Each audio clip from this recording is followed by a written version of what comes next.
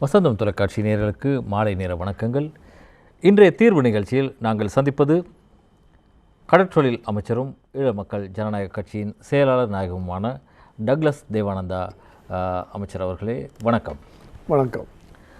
முதலில் நாங்கள் இன்றைய தினம் மறைந்த பின்னணி பாடகர் பாலசுப்ரமணியம் அவர்களுக்கு ஒரு அஞ்சலியை செலுத்திவிட்டு வசந்தம் தொலைக்காட்சி சார்பில் இந்த தீர்வு நிகழ்ச்சி சார்பில் ஒரு அஞ்சலியை செலுத்துகின்றோம். அமைச்சர் அவர்களே, நீங்களும் ஒரு அஞ்சலி செலுத்த ஒரு வாய்ப்பு. அவர் ஒரு தமிழ்நாட்டில் மாத்திரமல்ல உலகளாவிய ரீதியில் வாழுகின்ற தமிழ் மக்களால் ஏற்றுக்கொள்ளப்பட்ட அல்லது தமிழ் மக்கள் மத்தியில் பிரபலியமாக இருந்த அந்த பாடகருடைய மறைவு தமிழ் திரையுலகுக்கு மாத்திரமல்ல தமிழ் மக்களுக்கும் அது ஒரு பெரிய இழப்பாக கருதப்படுகின்றது.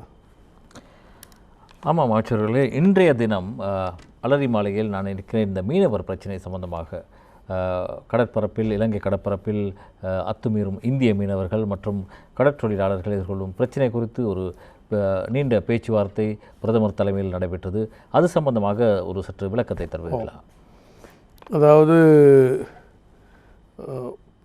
பிரதமர் அவர்களுடைய அந்த கோரிக்கையின் அடிப்படையில் அந்த ஏற்பாட்டில் அந்த முயற்சியை நாங்கள் மேற்கொண்ட அதில் பிரதான பிரச்சனையாக எல்லை தாண்டிய இந்திய கடற்தொழிலாளர்கள் அத்துமீறின வகையில் தடை செய்யப்பட்ட தொழிலில் இங்கே ஈடுபடுகினோம். அதால் இந்த வளங்கள், கடல் வளங்கள் அழிக்கப்படுது. அப்போ கடல் வளங்கள் அழிக்கப்படுது என்று சொன்னால் அது ரெண்டு நாட்டு மக்களுக்கும் அது பயனில்லாமல் போயிடும். ஏற்கனவே அந்த இழுவ பல மடியால் அழிக்கப்படுது என்று சொன்னால் அது தென்னிந்திய மக்களுடைய வளங்கள் ஏற்கனவே அழிக்கப்பட்டு விட்டது. அப்போ இங்கால வருகின்ற பொழுது எங்கட நாட்டு மக்களுக்கு மாத்திரமில்லை, அவர்களுக்கும் அது இல்லாமல் போகின்றது உண்டு. ரெண்டாவது, இங்கால அவர்கள் சட்டவிரோதமாக இல்லை தாண்டி அந்த தொழிலில் ஈடுபடுகின்ற போது எங்களுடைய கடற்தொழிலாளர்களுடைய கடல் உபகரணங்கள், தொழில் உபகரணங்கள் அழிக்கப்படுது. அவர்கள் தொழிலுக்கு செல்ல அஞ்சுகின்றார்கள். அவருடைய வாழ்வாதாரம் பாதிக்கப்படுகின்றது. அப்போ இந்த கடல் உபகரணங்கள், தொழில் உபகரணங்கள் அழிக்கப்படுகின்ற பொழுது அவர்களுக்கு பாரிய நஷ்டங்கள் எல்லாம் ஏற்படுகின்றது. அதைவிட அதுக்கு மேலதிகமாக ஒரு கடத்தல் என்ற சொல்லிக்கல இந்த போத வஸ்துகளும் இங்கால இந்த இதழுக்கு ஊடாக வருகின்றது. அப்போ இவற்றிற்கு விரைவாக முடிவு காண வேணும் என்பது ஒரு பிரதான நோக்கம் இன்றைய சந்திப்பு. ரெண்டாவது உள்ளூரில் இருக்கக்கூடிய பிரச்சனைகள். உள்ளூர்லேயும் பலவிதமான பிரச்சனைகளை கடற்தொழிலாளர்கள் எதிர்கொள்ளுகின்றார்கள். அப்போ அவர்களுடைய பிரச்சனையை தீர்ப்பதற்காக பிரதமர் செவி கொடுத்தார். பிரதமர் அதுகளை விரைவாக தீர்க்குமாறு பணிப்புரை வழங்கியிருக்கின்றார். கடந்த காலத்தில் காபந்து அரசாங்கம் என்ற வகையில் பல பிரச்சனைகளுக்கு தீர்வு காண முடியவில்லை. ஆனால் இப்போ ஒரு நிரந்தரமான ஒரு பலமான அரசு இருக்கின்றது.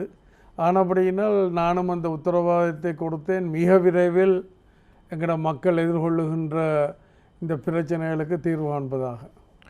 ஆமாம், நாளைய தினம் இந்திய பிரதமருடன் ஒரு உரையாடல் ஒன்றை வீடியோ மூலமாக நடத்தவுள்ளார் பிரதமர். அந்த உரையாடலின் போது இன்று எடுக்கப்பட்ட முடிவுகள் அல்லது இதன் அடுத்த கட்ட நடவடிக்கைகள் கலந்துரையாடப்படுமா? அங்கு கிட்டத்தட்ட ஒரு பலவிதமான விடயங்கள் கலந்துரையாடப்பட இருக்கின்றது. அந்த வகையில் இந்த கடற்தொழிலாளருடைய பிரச்சனையும் பிரதான பிரச்சனையாக அங்கு கலந்துரையாடப்படும். நானும் அந்த சந்திப்பில் அந்த ஒரு உயர்மட்ட சந்திப்போன்று சொல்லிக்க பேச்சுவார்த்தை என்ற அந்த கொரோனா உலக அளவிய ரீதியில் அந்த தொற்று நோய் இருக்கின்றபடியினால் நேரில் சந்திக்கிறதை விட இவ்வாறான தொழில்நுட்பங்களுக்கு ஊடாக காணொளிக்கு ஊடாக கலந்துரையாடுகின்ற அந்த நிகழ்வு நாளைக்கு 11 மணி அளவில் தொடங்க இருக்கின்றது. அதில் நானும் கலந்து கொள்ள இருக்கின்றேன். அப்பொழுது நாங்கள் இந்த பிரச்சனையை கதைப்பதற்கு தயாராக இருக்கின்றோம். இதில் என்னென்று சொன்னால், இந்த தமிழ் தேசிய கூட்டமைப்பினர் சொல்லுகின்றார்கள், தாங்கள் கடற்தொழிலாளருடைய பிரச்சனையை இலங்கை அரசாங்கத்தோடும் அரசியல் உரிமை பிரச்சனையை இந்திய அரசோடும் கதைப்பதாக. ஆனால் அப்படி கதைப்பதற்கு ஊடாக அவருடைய சுயலாபங்கள்லாம் நாங்கள் வெளிப்படுகின்றதை ஒழிய எங்களோட பிரச்சனைகளுக்கு தீர்வு காண முடியாது. அதாவது அவர்கள் என்ன செய்ய வேண்டும் என்று சொன்னால்,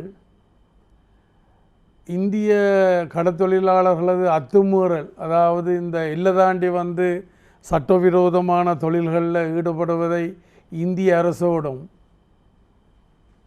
இலங்கை குடிமக்கள் என்ற வகையில் இங்கே இருக்கக்கூடிய அரசியல் உரிமை பிரச்சனைகளை இலங்கை அரசோடும் பேசுவதற்கு ஊடாக கலந்துரையாடுவதற்கு ஊடாகத்தான் பிரச்சனைகளுக்கு தீர்வு காணலாமே ஒழிய இவர்கள் 2 பிரச்சனைகளையும் தீரா பிரச்சனையாக வச்சிருக்கின்றது தான் இவர்களுடைய நோக்கம். அப்போ நாளைக்கு பல விடயங்கள் கலந்துரையாடுகின்ற இடத்துல இதுவும் ஒரு பிரதான பங்கு வகிக்கும். அந்த இடத்துல நான் ஏற்கனவே இந்த வருடம் ஜனவரி மாதம் எங்களுடைய பிரதமர் அவர்களோடு புதுடெல்லி சென்று அங்கத்த பிரதமருடன் ஆன கலந்துரையாடலில் நான் இந்த கடல் தொழில் பிரச்சனைக்கு ஒரு இணைந்த கடல் மீன் வளங்கள் நிர்வாக அதிகார சபை உருவாக்க வேண்டும் என்று சொல்லி, அதாவது இந்திய தரப்பிலையும் இலங்கை தரப்பிலையும் இருக்கக்கூடிய ஒரு 7 தரப்பு, அதாவது கடற்தொழில் அமைச்சினுடைய செயலாளர், கடற்தொழில் திணைக்களத்தினுடைய பணிப்பாளர், தேசிய நீர்வாழ் வளங்கள் நிறுவனத்தின் பணிப்பாளர், மற்றது பாக் விரிகுடா கடல் பிரதேச மீனவர் சங்கத்தினுடைய பிரதிநிதிகள், வடமாகாண சபை விவசாய மற்றும் கடற்தொழில் அமைச்சின் செயலாளர், மற்றது யாழ்ப்பாண பல்கலைக்கழகத்தினுடைய கடற்தொழில் பிரிவு, அதே ஒத்தது போல இந்திய தரப்பிலும் அதே ஒத்த அதிகாரிகளோடு அந்த அதிகாரிகளை ஒரு இந்த இந்த இந்த கடல் வளங்களை நிர்வகிக்கின்ற ஒரு அதிகார சபையாக உருவாக்கினால்தான் இந்த பிரச்சனையை இலகுவாக தீர்க்க முடியும் என்பதை முன்வைத்திருக்கின்றேன். ஆமாம், நாங்கள் தொலைபேசி இலக்கத்தை அறிவித்துட்டு வருவோம். 0112774422 0112774423.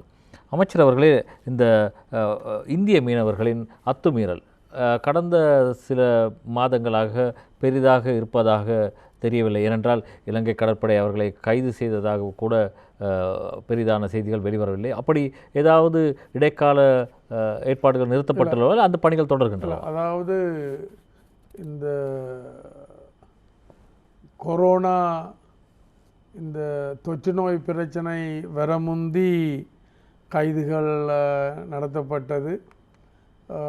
எங்களுடைய நாங்கள் 2 விதமான சட்டங்களை 17ஆம் ஆண்டிலும் 18ஆம் ஆண்டிலும் நிறைவேற்றியிருக்கின்றோம்.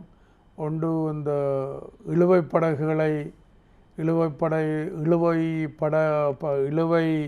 படகு தொழிலை தடை செய்த ஒரு சட்டத்தை நிறைவேற்றியிருக்கின்றோம். அதுபோல் வெளிநாட்டு கடற்தொழிலாளர்கள் அத்துமீறி வந்தால் அவர் கைது செய்யப்பட்டு அவருடைய உடைமைகள் அரசுடைமையாக்கப்படும் என்ற முடிவுகள் எடுக்கப்பட்டிருக்கின்றது. அதன் பிறகு கொஞ்சம் குறைவாக இருந்து இந்த கொரோனாக்கு பிறகு இந்திய கடற்தொழிலாளர்களை தொழிலில் ஈடுபட விட்ட பொழுது அவர்கள் இங்கால் பெருமளவில் வரவழைக்கிட்டார்கள். என்று சொன்னால், இங்கால் வந்தால் தாங்கள் கைது செய்யப்பட மாட்டோம் என்ற நேவி, இலங்கை கடற்படை கிட்ட வராது ஏனென்றால் வந்தால் கொரோனா தொத்தீரும் என்றதுக்காண்டி கிட்ட வரமாட்டார்கள் என்ற வகையில் அது கட்டுப்படுத்த முடியாமல் போய்விட்டது. இருந்தாலும் இன்று சம்பந்தப்பட்ட துறை அதிகாரிகள் கடற்படை மற்ற என்னுடைய அமைச்சை சேர்ந்த உயர் அதிகாரிகள் மற்ற போலீஸார் அப்படி பலர் இன்றைக்கு கலந்து கொண்டபடியினால் இன்றைக்கு அதில் ஒரு முடிவாக எடுக்கப்பட்டது. நாளை இந்திய பிரதமருடன் கலந்துரையாடி ஒரு கால அவகாசம் கொடுத்து அது தொடர்ந்தும் அவ்வாறான அத்துமீறல்கள் இருக்குமாக இருந்தால் கைது செய்வதென்பது தவிர்க்க முடியாதது. அப்போ நாங்கள் அந்த கடல் தொழிலாளர்களை கைது செய்வதை விட என்று அவர்கள் வறுமைக்குட்பட்ட தொழிலாளர்கள், ஆனால் அந்த வள்ளங்களை பயன்படுத்துகின்றவர்கள் பெரும் பணக்காரர்கள். அப்போ அந்த வள்ளங்களை அரசுடைமை ஆக்கினால் சட்ட ரீதியாக அப்போ இங்கால வருவது தடுக்கப்படும் என்ற ஒரு சிந்தனையோடு தான் நாளை கலந்துரையாட இருக்கின்றோம். ஆமாம், ஒரு தொலைபேசி அழைப்பு காத்திருக்கின்றது. வணக்கம். ஆமாம், நினைக்கிறேன் இந்த கொரோனா சூழ்நிலையை பயன்படுத்தி அத்துமீறல்கள் இடம்பெறும் போது அவர்கள் தனிமைப்படுத்தப்படுவது அப்படியான ஒரு நீண்ட கால செயற்பாடுகள் இருப்பதால் நினைக்கிறேன் அதை அவர்கள் ஒரு வாய்ப்பாக பயன்படுத்தி அத்துமீறுகிறார்கள். ஏன்னா இதில் கைது செய்யப்படுகின்ற கடற்படையினரையும் தனிமைப்படுத்துகின்ற ஒரு நிலைமை. அப்போ ஒரு போட் அப்படி கேட்கல, ஒரு கடற்படை அந்த தொகுதி இதுக்குள்ள கொண்டு போகப்படும். ஆமாம், உங்களது அமைச்சின் செயற்பாடுகள் எப்படி இருக்கின்றன? புதியதான மக்களுக்கான புதிய சேவைகள் அல்லது புதிய திட்டங்கள் எதனையாவது ஆரம்பித்திருக்கிறீர்களா என்பதை சற்று கூறுவீர்களா? அதாவது உங்களுக்கு தெரியும், இன்று இலங்கை இந்த கொரோனா, குறிப்பாக இந்த கொரோனா தொற்று நோய் பிரச்சனைக்கு பிறகு இலங்கையினுடைய வருமானத்தில் ஒரு வீழ்ச்சி நிலைமை ஒன்று ஏற்பட்டிருக்கின்றது. அது ஏற்றுமதியில் கிடைக்கக்கூடிய வருமானமாக இருக்கலாம். அதே வேளை இந்த சுற்றுலா பயணிகளுடைய வருகை, அதால் எங்களுக்கு கிடைக்கக்கூடிய வருவாய்கள் அது இன்றைக்கு ரொம்ப தடைப்பட்டு விட்டது. அதைவிட வெளியே சென்று உழைத்து, அதாவது மத்திய கிழக்கு நாடுகள் போன்ற நாடுகளுக்கு சென்று உழைத்து அந்த பணத்தை பெறுகின்ற வெளிநாட்டு செலவணியும் மிக மிக குறைந்து விட்டது. அந்த வகையில் நாங்கள் பல புதிய ஏற்பாடுகளை, இப்போ கடல் தொழிலை பொறுத்த வகையில் இலங்கையை சுற்றி கடல் இருக்கின்றது. அமைச்சர்களே, ஒரு குறுக்கீடு மன்னிக்கவும், அந்த தொலைபேசி அழைப்பு மீண்டும் வந்திருக்கின்றது. நாங்கள் அதற்கு பதிலளித்துவிட்டு உங்களது கருத்தை தொடருங்கள். வணக்கம். வணக்கம் ஐயா. வணக்கம். நான் இந்த எமது அமைச்சர் ஐயாவோட கொஞ்சம் பேசணும். கதைக்கலாம் ஐயா. 2018ஆம் ஆண்டு அந்த வெள்ளம் போட்ட நேரம் வீட்டு திட்டம் கொடுத்தாங்க. நீங்கள் எங்கே இருந்து பேசுகிறீங்க ஐயா? அவர் கொஞ்சம் விவரத்தை சொல்லிவிட்டு பேசினா அவருக்கு இலகுவாக இருக்கும். நான் முல்லைத்தீவு மாவட்டத்திலே புதுக்குடியிருப்பு பிரதேசத்தில் தேராவில் ஜிஎஸ் பிரிவில் இருந்து பேசுகிறேன். இளங்கோபுரம். அந்த வீட்டு திட்டம் கொடுத்த வாக்கில் அப்படியே நிற்கிது. அதை அமைச்சர் ஐயா மூலியமா ஜனாதிபதியோடையும் பிரதமரோடையும் காய்ச்சி எங்களுக்கு ஒரு நல்ல ஒரு பதில் தருமாறு மிக பணிவன்புடன் கேட்டுக்கொள்கின்றேன். உங்களுடைய கேள்விக்கு நன்றி. ஏன்னா இந்த பிரச்சனை இலங்கை நாடளாவிய ரீதியில் இருக்கக்கூடிய ஒரு பிரச்சனை. இது கடந்த நல்லாட்சி என்று சொல்லப்படுகின்ற ஆட்சியில் உருவாக்கப்பட்ட பிரச்சனை. நாங்கள் ஆட்சியை பொறுப்பெடுக்கின்ற நேரத்தில் ஒரு நிதி நெருக்கடியும் அதே நேரத்தில் இந்த உலகளாவிய ரீதியிலான இந்த தொற்று நோய் பிரச்சனையும் வந்துவிட்டது. அப்போ இந்த வருஷம் உங்களுடைய பிரச்சனைகளை தீர்ப்பதற்கான சாத்தியம் இருக்கும் என்று நான் நினைக்கவில்லை. இன்னும் 4 மாதங்கள் இருக்கின்றது. வர இருக்கின்ற மாதங்களில் நிச்சயமாக உங்களுடைய பிரச்சனைகள் கவனத்தில் எடுக்கப்படும். ஏனென்று சொன்னால் எனக்கு அந்த பிரச்சனையோடு நிரம்ப பரிச்சயம் இருக்கின்றது. இது சம்பந்தமாக என்னுடைய மக்கள் நிரம்ப முறையிட்டிருக்கின்றார்கள், நிரம்ப துன்பங்கள் துயரங்களுக்குள்ள உள்ளாகி இருக்கின்றார்கள். அவர்களை அதிலிருந்து மீட்க வேண்டும்.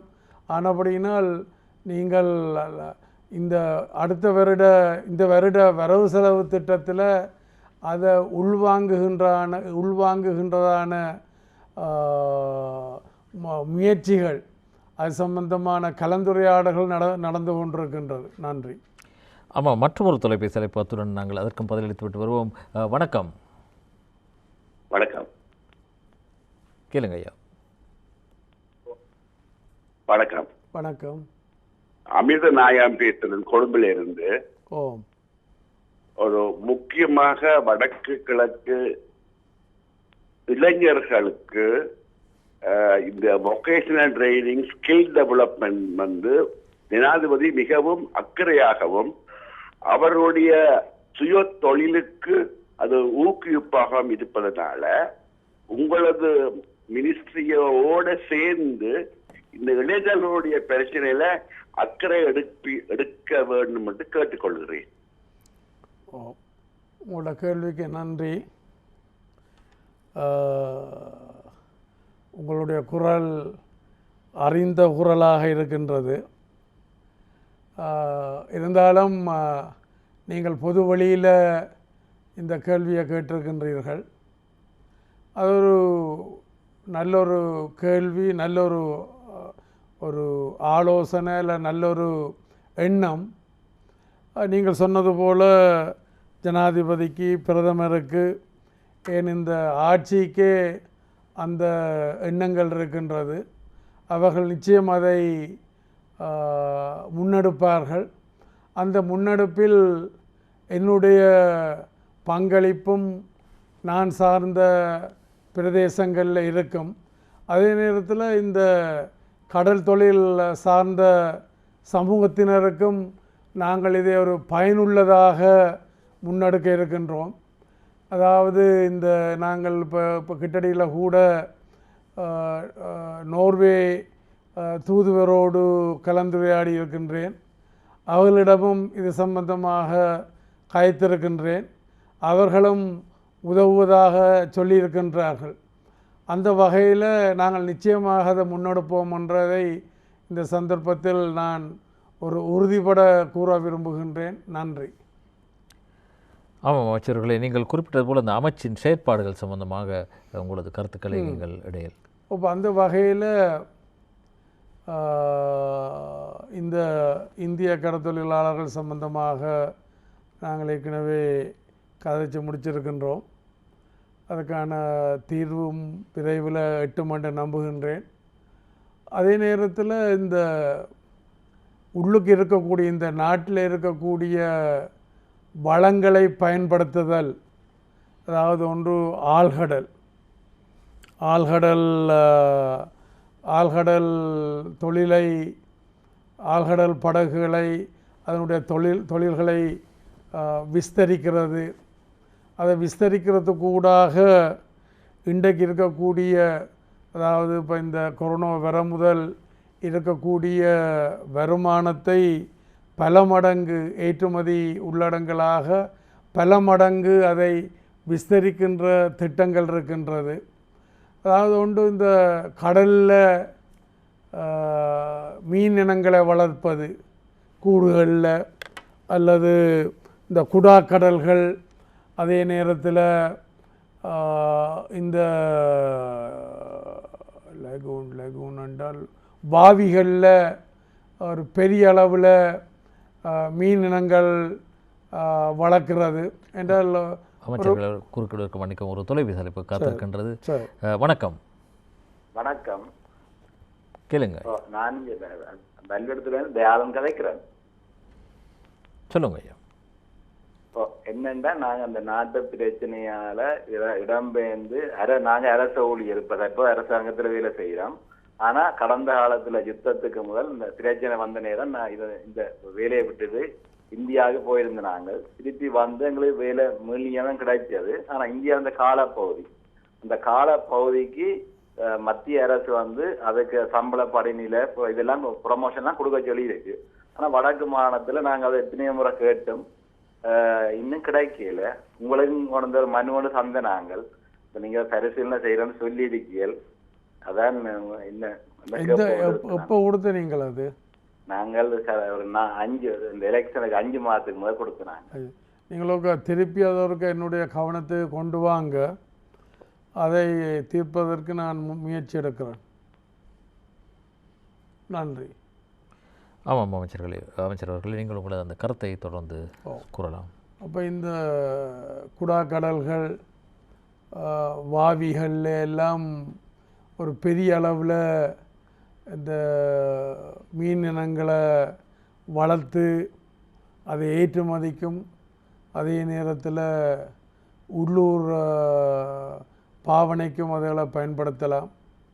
அதுபோல் இறால், நண்டு, அட்டை, சிப்பி, மட்டி, கடல் பாசி என்று கனவகையான இதுகளையெல்லாம் செய்யக்கூடிய மாதிரி இருக்கின்றது. இப்போ அநேகமாக இந்த நீர் வளர்ப்புகள் எல்லாம் வந்து பொதுவாக வடக்கு கிழக்கு கரையோரங்களில் இல்லை வடக்கு கிழக்கு பிரதேசங்களில் கூடிய அளவில் பயன்படுத்தலாம் என்ற இதுகளெல்லாம் இருக்கின்றது. இப்போ சில நாடுகளில் இப்போ பங்களாதேஷ் போன்ற நாடுகளில் எல்லாம்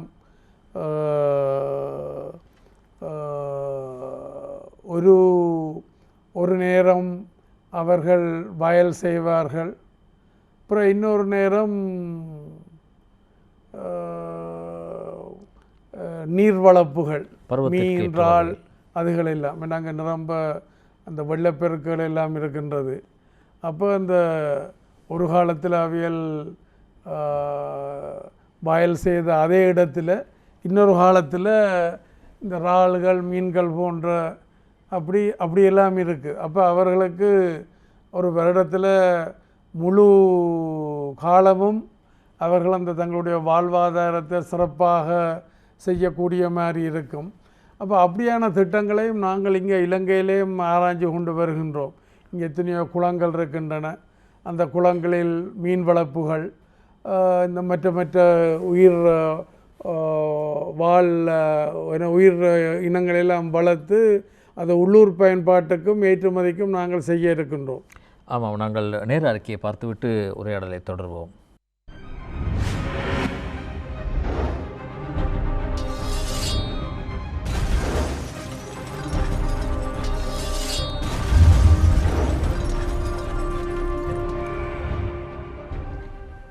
ஆமாம் அமைச்சர் அவர்களே, இங்கே முகநூலில் கேள்விகள் வந்த வண்ணம் இருக்கின்றன. விஜயரத்னம் சரவணன் முல்லைத்தீவிலிருந்து கேள்வி ஒன்றை கேட்கின்றார். இந்திய நிலுவைப் படகுகளால் பல சேதங்கள், பல பாதிப்புகள் ஏற்படுகின்றன. குறிப்பாக வெளிச்சம் பாய்ச்சடித்து மீன்பிடித்தல், வெடித்து வைத்து மீன்பிடித்தல், சுருக்கு வலை போன்ற தொழில்கள், சட்டவிரோத தொழில்களும் இடம்பெறுகின்றன. அதேபோல் வெளிமாவட்ட மீனவர்களும் அத்துமீறி அங்கு வந்து மீன்பிடி செயற்பாடுகளில் ஈடுபடுவதால் பாதிப்பு ஏற்படுகின்றன. இவை தொடர்பில் நீங்கள் எடுக்க உள்ள நடவடிக்கைகள் என்ன? இப்போ இந்த பிரச்சனை இன்றைக்கு கூட பிரதமருடைய சந்திப்பில் வடகிழக்கிலேருந்து வந்த கடற்தொழிலாளர்கள் இந்த பிரச்சனைகளையும் சொன்னார்கள். அப்போ நான் ஏற்கனவே சொன்னது போல் 2 வகையான பிரச்சனை உண்டு. அத்துமீறி எல்லை தாண்டி வந்து இங்கு தடை செய்யப்பட்ட தொழில்களில் ஈடுபடுவது. 2வது உள்நாட்டில் இருக்கக்கூடிய இந்த தடை செய்யப்பட்ட உபகரணங்களை பயன்படுத்துவது, அல்லது இங்காலையும் அத்துமீறி வந்து செயல்படுகின்ற இதுகளும் இருக்கின்றது. அப்போ இங்கால அத்துமீறி வந்து செயல்படுகின்ற பொழுது உள்ளூரில் இருக்கக்கூடிய சிலருடைய ஒத்தாசைகளோடு தான் அவர்கள் அதை செய்கின்றார்கள். இந்த 2 வகையான பிரச்சனைக்கும், அதாவது உள்ளூரில் நடக்கக்கூடிய அத்துமீறலுடைய பிரச்சனையை வெகு விரைவில் நான் முடித்து தருவேன் என்று சொல்லி பிரதமர் அவர்களுக்கு முன்னால் நான் வடகிழக்கில் இருந்து வந்த கடற்தொழிலாளர்களுக்கு உத்தரவாதம் வழங்கியிருக்கின்றேன். என்றால் இது என்னுடைய அமைச்சினுடைய பங்கு, இந்த அமைச்சினுடைய பொறுப்புகளில் இதுவும் ஒரு பிரதானம். ஆனபடினால் நான் வந்திருந்த என்னுடைய தொழிலாளர்களுக்கு, என்னுடைய பிரதேசத்தைச் சேர்ந்த கடற்தொழிலாளர்களுக்கு நான் பிரதமருக்கு முன்னால் கொடுத்த உத்தரவாதம், உள்ளூர் பிரச்சனைகளுக்கு நான் மிக விரைவில் தீர்வை பெற்று தருவேன். அதே போல தான் அந்த இந்திய கடற்தொழிலாளருடைய பிரச்சனை நாட்டுக்கு 2 நாட்டுக்கு இடையில் இருக்கின்றபடியினால் பிரதமருடைய தலைமையில் நாளைக்கு நடக்க இருக்கின்ற அந்த கலந்துரையாடலையும் கணிசமான பிரச்சனைக்கு தீர்வு வரும் என்று நான் நம்புகின்றேன். மற்றொரு கேள்வி இங்கே புவனேஸ்வரன் காரைதீவிலிருந்து கேட்கின்றார். கல்முனை, மாளிகைக்காடு, சாய்ந்தமருது போன்ற பகுதிகளிலிருந்து கடற்றொழிலுக்கு செல்கின்ற ஏழ்மையான கடற்றொழிலாளர்களின் பாதுகாப்பு தொடர்ந்தும் கேள்விக்குறியாக இருந்து வருகின்றது. பல மீனவர்கள் கடலுக்கு சென்று கரை திரும்பாது இறந்த சம்பவங்கள் கூட நடந்திருக்கின்றன. இவை தொடர்பில் நீங்கள் நடவடிக்கை எடுப்பீர்களா? அது அவரின் முதலாவது கேள்வி. அடுத்ததாக அவர் ஒரு விடயத்தை சுட்டி காட்டுகின்றார். காரைதீவு பிரதேசத்தில் உங்களது அலுவலகம், கட்சி அலுவலகம் சிறப்பாக இயங்கி வந்தது. ஆனால் அவற்றின் சேவையை இப்போது காண முடியவில்லை. அங்கு ஒரு அலுவலகத்தை திறப்பீர்களா? அதாவது இப்போ அலுவலகம் எப்போ திறக்கிறதா இல்லையா, எப்போ திறக்கிறன்ற பதில் எனக்கு இப்போ உடனே சொல்ல முடியாவிட்டாலும், நான் அங்கால ஒரு களப்பயணங்களை மேற்கொள்ள இருக்கின்றேன். அந்த நேரத்தில் நீங்கள் என்னை வந்து சந்தித்து கலந்துரையாடினால், அல்லது நீங்கள் எனக்கு தபால் மூலம் அல்லது தொலைநகர் மூலம் அந்த செய்தி எனக்கு தந்தால், இல்லை தொலைபேசி கூடாக தந்தால், நான் உங்களுடைய அந்த பிரச்சனைகளில் கூட கவனம் எடுத்து ஒரு சாதகமான நடவடிக்கையை நான் எடுப்பதற்கு தயாராக இருக்கின்றேன். கடலுக்கு செல்லும் மீனவர்களின் பாதுகாப்பு குறித்தும் அவர் ஒரு கேள்வியை தொடுத்திருந்தார். எல்லாம் சேர்த்து சொன்னதான் நாங்கள் வருகின்ற பொழுது எனக்கு அதை என்ன விடயங்கள், என்ன பிரச்சனைகள் என்று தெரியப்படுத்தினால் நான் அதை ஆராய்ச்சி நடவடிக்கை எடுக்கலாம். ஒரு தொலைபேசி அழைப்பு காத்திருக்கின்றது. வணக்கம். வணக்கம். வணக்கம். வணக்கம். கேளுங்க ஐயா, கேள்வி. எங்கே இருந்து பேசுறீங்க? நான் ஆனந்தராஜா கதைக்கிறேன், பவுனியாவில் இருந்து. சொல்லுங்க. நான் வடமாகாண பட்டதாரிகள் மனிதவள அபிவிருத்தி நிறுவனத்துக்கு தலைவராக இருக்கிறேன். ஐயாக்கு நன்றாக தெரியும் எங்களை. நாங்கள் கடந்த மாதம் ஐயாவோட ஒரு மிக முக்கியமான சந்திப்பு செய்திருந்தாங்க. அதில் எங்களுக்கு வெற்றியும் கிட்டி இருக்கிறது. அது சம்பந்தமாகவும் மற்றது அதனுடைய விளைவாக அண்மையில ஜனாதிபதியால வெளிநாட்டு பட்டதாரிகளுக்கான நியமனம் சம்பந்தமாக ஒரு உத்தரவாதம் வழங்கப்பட்டிருக்கிறது. உடனடியாக அது சம்பந்தமாக அந்த பட்டதாரிகளுடைய நியமனம் வழங்குறதுக்கான உத்தரவாதம் வழங்கப்பட்டிருக்கிறது. அதுல முக்கியமாக என்னன்னா அந்த சேக்குலர் ஒரு என்ன வெளிநாட்டு பட்டதாரிகள் டிகிரி முடிச்சாக்களை உள்வாங்குறதுக்கான திட்டங்கள், அதுக்கான தீர்மானங்கள் நிறைவேற்றப்பட்டாலும் அதுக்கான சேக்குலர் ஒன்று அரசாங்கத்தினூடாக ஒபிஷியலாக வரணும்ன்றத பட்டதாரிகள், நான் இந்த வடமாகாண பட்டதாரியோடைய தலைவராக இருக்கிறபடியா என்னிட்ட தொடர்ச்சியாக ரிக்வஸ்ட் ஒன்று தந்தோன்றிருக்கிறோம். ஐயாட்ட கேட்டு சொல்லி நல்ல ஒரு சந்தர்ப்பம் இது. அது ஐயா எங்களுக்கு அதனுடைய உத்தரவாதத்தை விரைவாக எடுத்து தரணும் என்றதை வினயமாக கேட்பதோடு, அதே நேரத்தில் இந்த இபிஎஃப் பிரச்சனையாலேயே நிராகரிக்கப்பட்ட பட்டதாரிகளுடைய நியமனம் சம்பந்தமாகவும் ஒரு சரியான ஒரு சைக்கிளர் ஊடாக வெளியிட்டு அந்த பட்டதாரிகளுடைய நியமனத்தை விரைவாக அவர் ஏற்படுத்தி தரணும் என்றதான் என்னுடைய விரைவான வேண்டுகோள். அன்பா. இது நீங்கள் உங்களுடைய கேள்வியில் குறிப்பிட்டது போல ஏற்கனவே நாங்கள் சந்தித்து இது தொடர்பாக கலந்துரையாடி இருக்கின்றோம். அதே போல் ஒவ்வொரு நாளும் தொலைபேசியிலையோ அல்லது தொலைநகர்லேயோ அல்லது தொலைபேசி அழைப்பு கூடாக இல்லாட்ட நேரிலையோ இப்படியான பிரச்சனைகள் என்னுடைய கவனத்துக்கு வந்து கொண்டிருக்கின்றது. அந்த வகையில் நான் இது தொடர்பாக ஏற்கனவே உங்களுக்கு உறுதியளித்தது போல அரசாங்க அந்த சம்பந்தப்பட்ட மட்டங்களோட கதைச்சு அவர்கள் அந்த இதுக்கு, அதாவது இப்போ வெளிநாட்டு பட்டதாரிகள் என்றால் அது அந்த யூஜிசி, அதாவது பல்கலைக்கழக மானிய ஆணைக்குழுவினுடைய அங்கீகாரம் பெற்ற வெளிநாட்டு பல்கலைக்கழகங்களில் பட்டம் பெற்றால் அவர்களையும் உள்வாங்குவதாக, அதுபோல் நீங்கள் அந்த ETF ஃபண்டு சொன்ன இதுக்கும் அரசாங்கம் அமைச்சரவையில் கதைக்கின்ற பொழுது பிரதமர் கூட அந்த பிரச்சனையை முன்னெடுத்திருந்தார். அப்பொழுது ஜனாதிபதி அவர்கள் இல்லை, நாங்கள் அவர்களையும் உள்வாங்குவோம் என்ற முடிவு தான் இருக்கின்றது. ஆனால் இப்போ இந்த சுற்றறிக்கை செலவுகளை போதுமான அளவு இல்லாதபடியினால் சிலவுகள் அந்த குழப்பங்கள் இன்னும் இருக்குமோ தெரிய இல்லை. இதையும் நாளைக்கு வருகின்ற திங்கட்கிழமை அதற்கு விசாரித்து நான் அந்த சுற்றறிக்கையை மீண்டும் அனுப்புவதற்கு ஏற்பாடு செய்கின்றேன். நன்றி. அமைச்சர் அவர்களே, நீங்கள் ஏற்கனவே நினைக்கிறேன் ஒரு 2 வாரங்களுக்கு முன்னர் ஒரு குறிப்பிட்ட விடயம், வெளிநாடுகளில் உள்ள இலங்கையர்கள், குறிப்பாக புலம்பெயர்ந்த இலங்கையர்கள் இங்கே வந்து முதலீடுகளை செய்யலாம் என்று நீங்கள் ஏற்கனவே குறிப்பிட்டீர்கள். அமைச்சின் உள்ள சில திட்டங்களையும் நீங்கள் புதிய திட்டங்களை ஆரம்பித்தீர்கள்.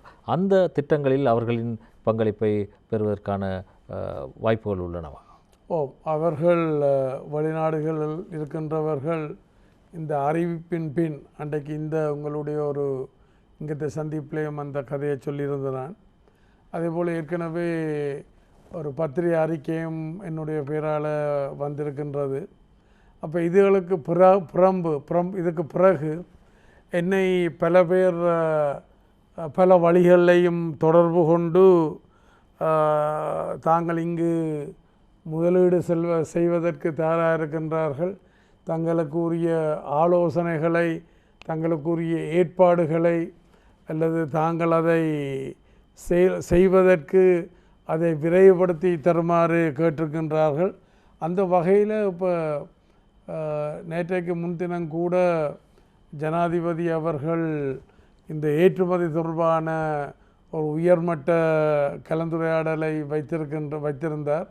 அங்கேயும் கூட இவ்வாறான கருத்துக்கள் முன்வைக்கப்பட்டு இந்த ஒன் ஸ்டாப் என்று சொல்லி, அதாவது ஒரு இடத்திலேயே அவர்கள் தங்களுடைய தேவைகளை, பிரச்சனைகளை பூர்த்தி செய்யக்கூடிய வகையான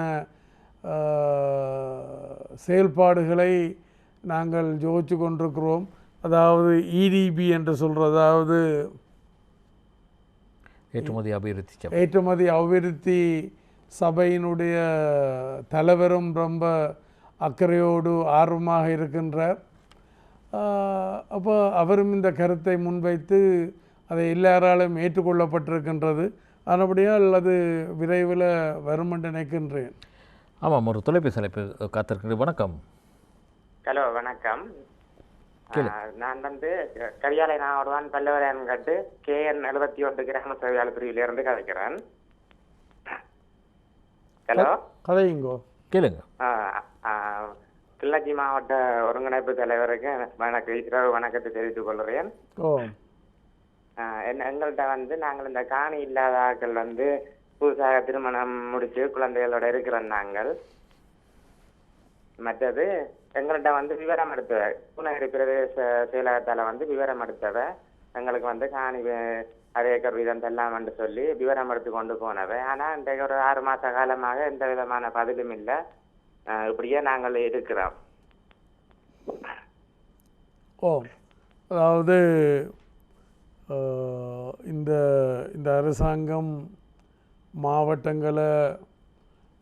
மாவட்டங்களுக்கு அந்த ஒருங்கிணைப்பு குழுக்களை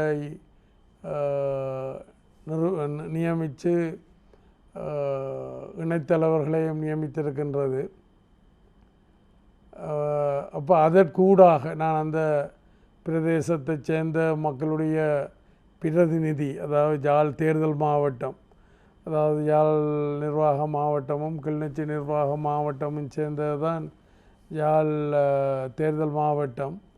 அந்த தேர்தல் மாவட்டத்தில் ஒரு பகுதிக்கு நான் இப்போ 2 பகுதிக்கும் பொறுப்பு கூறுற நிலைமையில் நான் இருந்தாலும், ஆனால் விசேடமாக இந்த கிளிநொச்சி மாவட்ட ஒருங்கிணைப்பு குழுவினுடைய இணைத்தலைவர் என்ற வகையில் இப்போ நீங்கள் எதிர்கொள்ளுகின்ற பிரச்சனைகளுக்கான தீர்வுகளை நான் நிச்சயம் பெற்று தருவேன். மற்றும் ஒரு கேள்வி, தற்போது வடக்கில் ஒரு மிக முக்கிய பிரச்சினை திலீபன் நினைவுகூரல். அங்கே மக்கள் நீதிமன்ற உத்தரவு கூட பிறப்பிக்கப்பட்டுள்ளது. ஆனால் ஒரு புறம் அரசியல் கட்சிகள் அங்கே அந்த நினைவுகூரலை நினைவேந்தலை நடக்க ஏற்பாடுகளை செய்து வருகின்றன. உண்மையில் என்னதான் நிலைமை அங்கு இருக்கிறது அமைச்சர் அவர்களே? அதாவது இப்போ என்னென்று சொன்னால் அவருடைய பெயர் ராசையா பார்த்திபன் தான் அவருடைய பெயர். அப்புறம் அந்த இயக்கத்தினுடைய பெயராக தீபன் என்பது திலீபன் என்ற பெயர் அவருக்கு கொடுக்கப்பட்டிருந்தது. பொதுவாக அந்த காலகட்டத்தில் இயக்கங்களில் இருக்கிறவர்களுக்கு வேறு பேரொன்று இயக்க பேரொன்று கொடுப்படுவதுண்டு இந்த பாதுகாப்பு காரணங்களுக்காக.